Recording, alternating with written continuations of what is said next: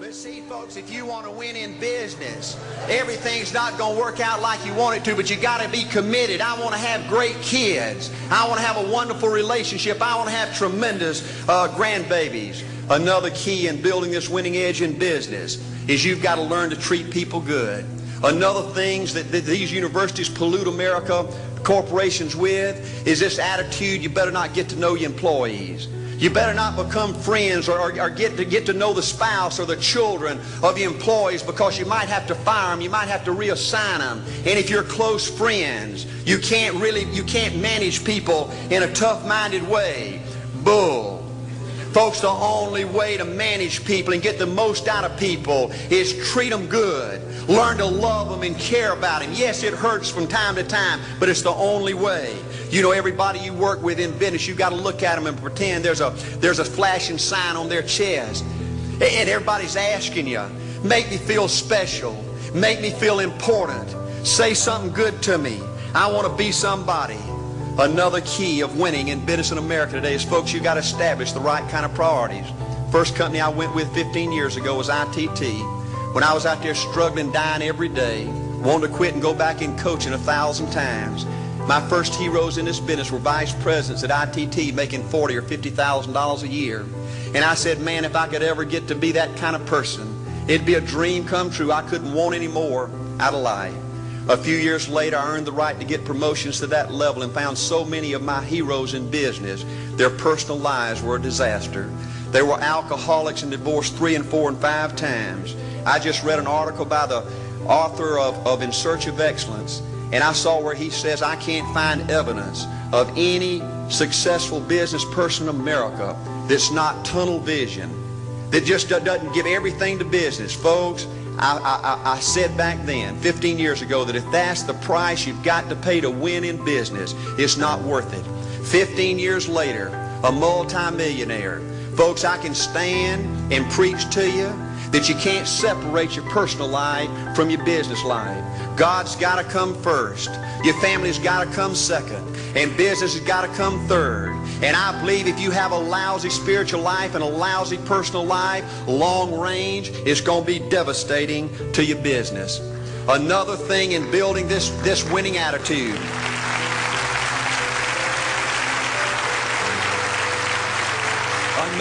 Another thing in building this winning attitude in business. I see tall people make it big in business and short people, dumb people and smart people, fat people and skinny people. But if you cut open the winners in business, I see a heart of a champion. And all these people are competitors and they don't quit. I believe desire and will to win is everything. I don't know why I'm like I am, but my butt's always burning. There's always something say, Art, dadgummit, you're supposed to go for it. Art, dadgummit, you're supposed to be somebody. You're supposed to make a difference with your life. What does the $500,000 a year person do? The $50,000 a year person doesn't do. You look at the outside and study those two individuals, everything seems to be the same. They both are the same sex, they both are the same age, they have the same training, the same positions, the same contract, the same fringe benefits. They both are successful, they work hard, they're good family people, make tough commitments. But what's the difference? What does the $500,000 a year person do? The $50,000 a year person doesn't do. He pays the price and a little bit more. He works hard and a little bit more. He's loyal to the company and a little bit more. He believes in a little bit more. He makes money and a little bit more. He saves money and a little bit more. If you want to win in these United States, you got to be tough and you can't quit.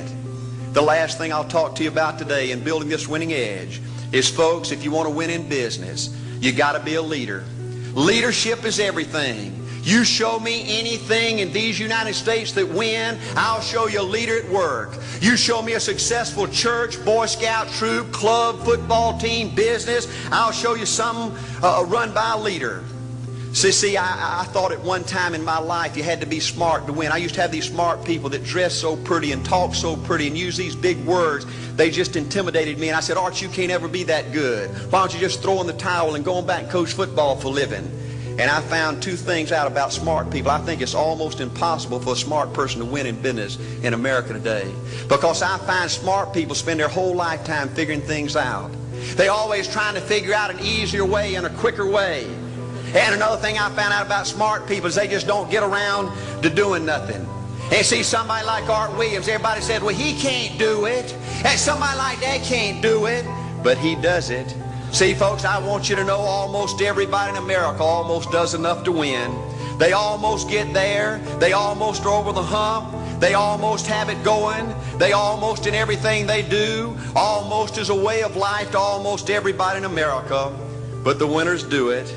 What do? They do whatever it takes to get the job done. They do it and do it and do it and do it and do it until the job gets done. And then they talk about how great it is to be somebody they're proud of. We need leaders in America who can do it. If you want to become somebody, do it. If you want to go in business for yourself, do it. If you want to become financially independent, do it. I hear too much talk in these United States. Everybody can talk a good game. We need people in America who can do it. I go all over this country with A.O. Williams, and I have people say, Art, you can count on me. Wonderful. Just do it. Art, I guarantee you this is my last stop. I'm going to win now. Super duper. Just do it. Art, if I could just have one good month and get the ball going, I know I could make it big. Super. Just do it. Art, if I could just pay off this debt, I could really go. Great. Just do it. Art, if I could just sell my house. Do it. But houses ain't selling. Do it anyway. Art, I'm not making any money. What can I do? You just do it. Do what, Art? You do it and do it and do it. Art, I guarantee I'm going to win this contest. Super duper. Just do it. Art, I'm over the hump now. Watch my smoke. Great. Just do it. Art, I want to make it so bad I can taste it. What I do? You just do it.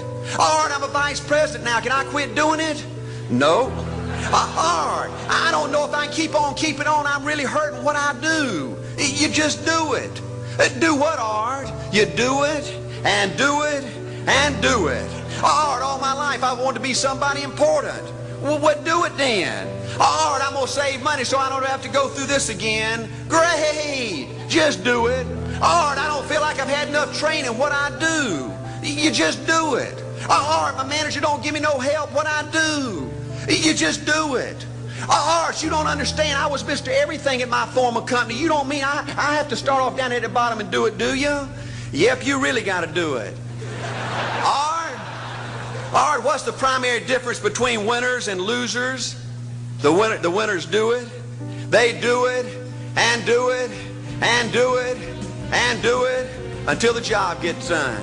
And then they talk about how great it is to finally have achieved something unique, and how glad they are that they didn't quit like everybody else, and how wonderful it is to finally be somebody they're proud of and make a difference with their life. Thank you.